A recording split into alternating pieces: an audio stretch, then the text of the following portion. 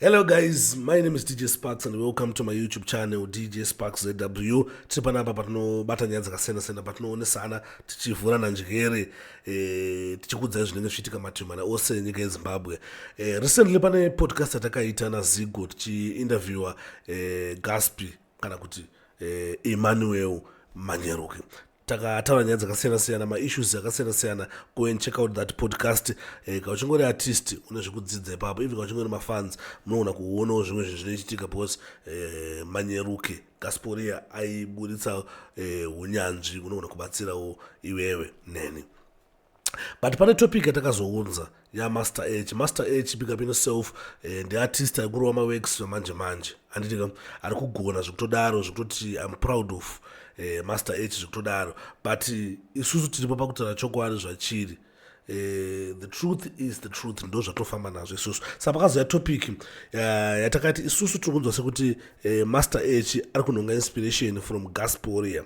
Master H akunonga inspiration from Gasporia kuti some of my songs ake akafanana na kamasong akaimba na Gasporia. Like recently pane track rakaburitsa nyowani riri kupisa streets inonzi kuzora bata, rakatofanana song yaseunononga and ndoona kuprovira kana muchida. Even iye Master H chakaramba ndoona kukuprovira, even zvese tokuprovira tetinazvo, ataure zvinhu zvekwatisina kuswera. But pane mabloggers akazenga akuya akutaurawo zvisina kutombobvira zvataurwa naGasporia. Saka ndichaplaya video racho, mobva mariona munzwa zvakataurwa naGasporia, mobva maona futi zvaitaurwa nana Shadaya. You know, pane this comment yaShadaya unoyatsoona kuti Shadaya anongoranga achitotora nyaya dzasingatoziye. I thought kudhara kuti Shadaya anenge ari munhu wekuti anoyatsoongorora zvinhu then obva ataura mafacts. On this case akapodza akatoti Shadaya uku nyaya yacho uku because I've seen izvo zvakataurwa naGasporia. I'm going to prove kwamuri kuti muzvione. Shadaya apa akarasa nyaya apa, akadhomoka ndika haasi ega angakaposta zvinhu izvi. Pane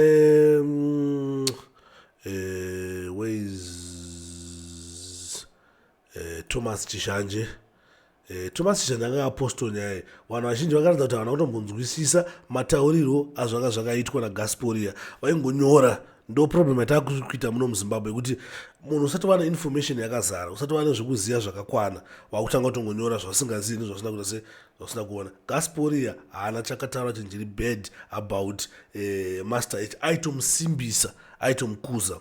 Then haasi ega munhu akatanga nyaya iyo ndakaona ndofunga akazoita kuti nyaya izosvike kwese kwese kwayazenge yarurwa ndika I think it's Zim Celeb, where is posted Zim Celeb. Right, in the posted Zim Celeb, let me show you Zhangoganyora. Zim Celeb, no Zhangoganyora. Gasporia is fired, she shot at Master H. Jogunyepa, Anang Viradaro. Saka, those who say, Zhukutaur nevan, Zhandiga, Zhukutaur nevan, Pamsoro Peji, paGasporia. Some chakwadzema comments evanhu vakaona video chavachinzwisisa, then kati ndakenda kuratidza video racho. I think ndakwadza video racho zvinogona kubatsira muyatsonzwisisa zvaitaurwa naGasporia, so that kana tichitaura mangwana tichitaura zvinhu chaizvo tichinzwa mangoma yacho ari kurohwa mazuva ano ndika mafana kurohwa inotenge nyowani, but ndotonzwa imwe sound futi nemamwe masong ekuti unozonzwa kuti apa song iyi ikainspirwa naGasporia. Ndine very good example. Amweni amakamboteerera ngoma yemanzwira ndakaita Zigo, upo opinion yako. Makanzwa song ya Master H inoti song yaiseunononga mdaro. Let's get this thing straight. Master H is from my wood. Togram Zengeza 5 days. Yari kuwani but yakaberera paZengeza 5. Alright. And in the youth wangu wandofara naye. So I have no problem inspiring you if it's inspiration. I don't have any problem. But there's a problem when people start copying. Copying and inspiration are two things. Zvakasiyana. Alright. Iwe ukainspire anditi ukanzwa iyo bata majana yedu kutaura, it's not completely seunononga, but there are certain parts that make you think of seunononga. I even the melody ndo yatukutaura minute wimbire imba huko kishe yo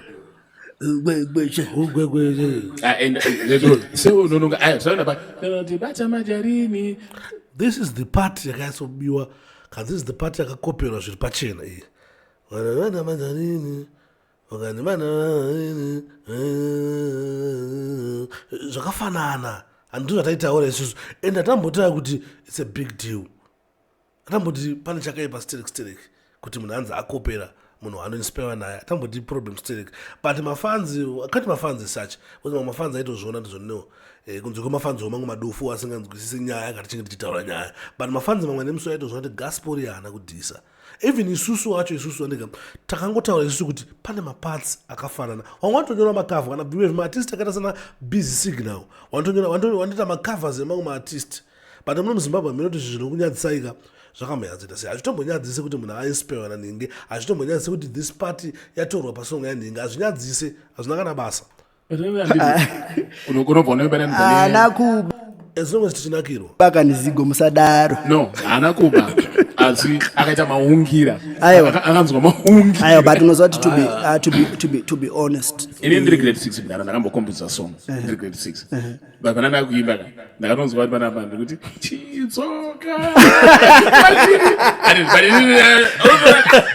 kunyora soma kunyora ya rock zigo zvimu zvamukutaura sparks hazvisi zvinyowani even inini muinbox mangu social media people are coming and telling me the same thing there's a seunononga vibing anogona ini susu takatanga nyaya iyi andika hatisi tega gospel anotozviziva kuti kune vamwe vanhu vaitomsendera mamessages vachiti no ukumbozvaona kuti this song ine seunononga vibes hatisi tega takazvinzwa ini ndakazvinzwa ini semanoziva mangoma andika but kune vamwe vanoziva mangoma akazvinzwa izvozvo but it's a big deal kuti anzi munhu aita sei andidi bandonanjimbotaura zvazvo ndikati sometimes moti titenge mahaters but hatisi mahaters tichitokutora zvinhu zvibackground zviri kuitika kana vakatanga vakachenjedza chakaipa chii kuti chinhu chienderere kumberi andidi because inini handinomboimbawo gwegweshengwe ayo andidi kuitira kuti muti pamwe seunononga next generation itori good song yeseunononga haina problem yakatonaka yakadaro but unoona gospel haana chiri bedi chakataura gospel aitosimbisa isitisa aitotrai kuti umwisewo mashoko mukana utinzi kuti anoti kudii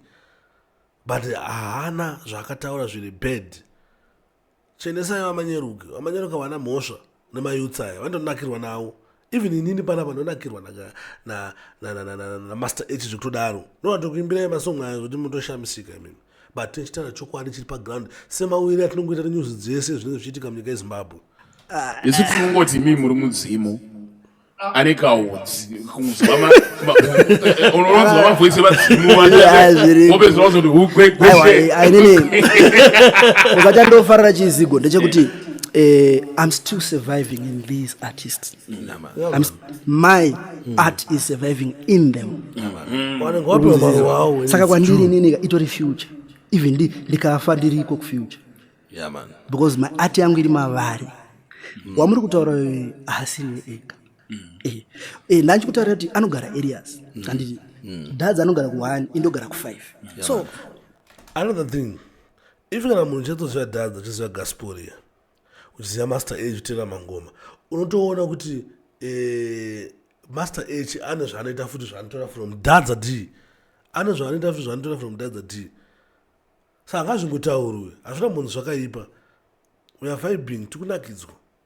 This guy was also inspired by us. And I don't want my performance. Dadza mna master h mna dadza ona akazi ndinogara nchiko shinira Guspy. But who question? Even the intro, and in the name of Jesus, atafaya bonne. Ona, zvima dadza zvezviya.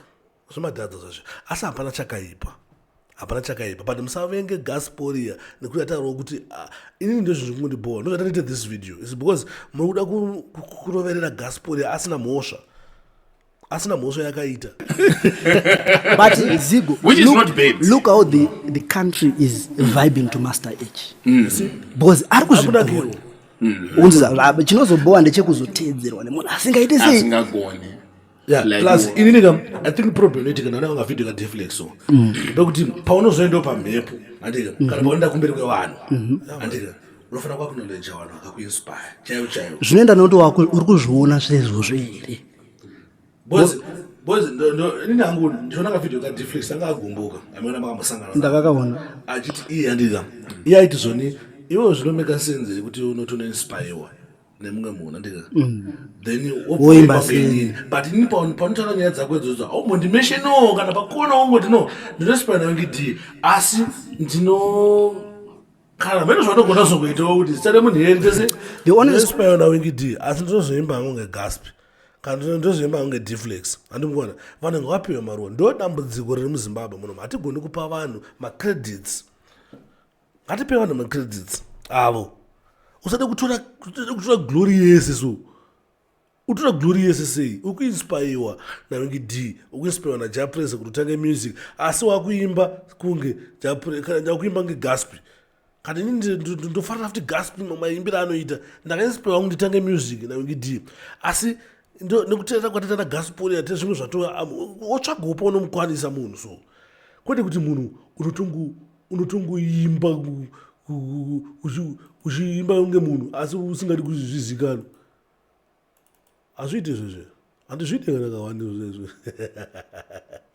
handitombozvide kana kawani right autiraya kuti ndimboratidza nemacomments like macomments mamwe anga achiitika ndosama for macomments anga achikomendwa nevamwe vari kunzwisisawo nyaya dzacho vamwe vari kunzwisisawo nyaya dzacho dzinenge dzichiitika but vamwe vanzwisise ndakuratidza some of macomments anga achikomendwa maposts acho ndozvimwe zvachikomerwa nevanhu mumaposts anga apostwa naZim Celebs nana nanani vamwe vanhu vachitaura nyaya dzacho vamwe vanga vachitozviona kuti no Shadaya ari kudhomoka apa Guspy hana munhu akatuka vamwe vanga vachitozviona kuti no Punchstar apa zvai kutaura apa hazvisiri izvo Guspy hana munhu akadhisa hana mvira amboshora mufana akatomubhiga but iye mufana wacho ndika kana achikwanisawo akazowana time ngabhige vanhu vaanonhongera. This is not the only song yaakatedzera Guspy. Next video ndichakuratidza mamwe masong akatedzera futi Guspy. Saka vachingoita zvinhu because music yaGuspy yachiri papublic yako yachiri papublic saka tutara public information panapa hatama kuti kudhisa hatama kuti kushora imwe information yanga iri papublic hatina kumbopinda minbox memunhu takadhiga information kana mufoni memunhu takadhiga information. These are some of my comments.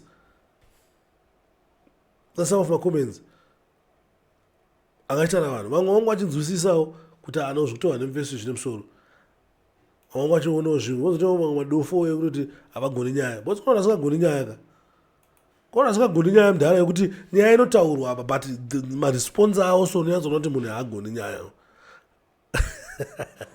anoda kutodzidziswa nyaya chaidzo kuti nyaya dzinotaurwa so kana nyaya chike yataurwa iwe unoanza so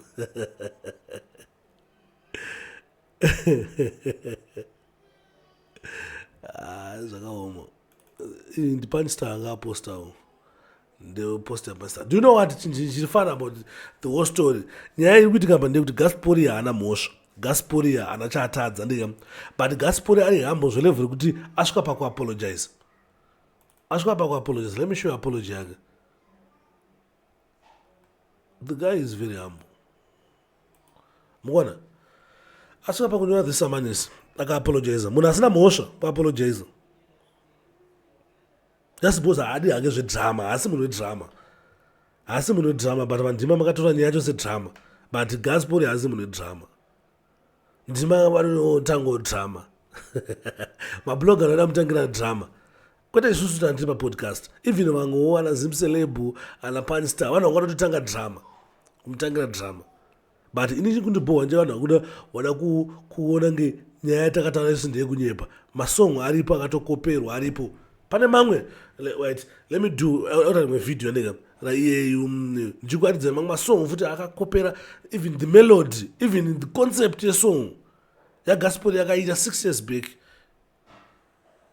master chibva azorova yake 1 year back 1 year ago saka ndozvine zvichiitika maona saka zvinge zvakutaurwa chokwadi achiputsa ukama anenge atobatikana nechokwadi anenge abatikanawo but vanhu ngawapiwe maruwa vachikurarama kana vaine vanhu vainspirewo ngazvizikane kunzi ainspirewa munhu tinoona vakawanda toziva vakainspirewa nakatero isu aitange katero sometimes ndasei ngazvizikane kunzi munhu inspiration yake abva kuna katero ngazvizikane kunzi anakati vanongohamba chingotara vana even up to day kuti bound killer ndimudhara. Mwataura kuti bound killer ndimudhara ndeyakasvitsopa tiri taurai kuti Guspy yamudhara kwete kurwadziwa. Anyway ndonyanga ndina guys ngana ndikuudzei.